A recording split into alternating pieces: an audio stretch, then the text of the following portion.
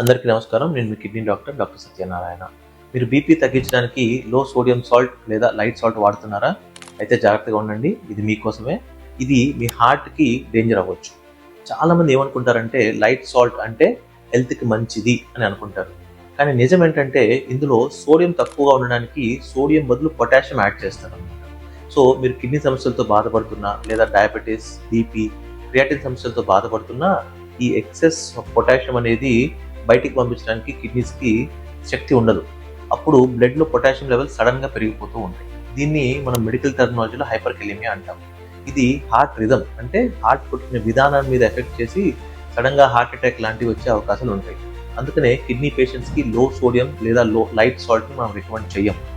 Normal సాల్టే వాడాలి, కానీ తక్కువ మోతాదులో వాడాలి. సో ఈ వీడియో మీ పేరెంట్స్, బీపీ లేదా కిడ్నీ పేషెంట్స్తో బాధపడే మీ ఫ్యామిలీ మెంబర్స్లో ఎవరినైనా లైట్ సాల్ట్ వాడుతుంటే వాళ్ళకి షేర్ చేయండి. వాళ్ళని పెద్ద ప్రమాదం నుంచి కాపాడిన వాళ్ళు అవుతారు.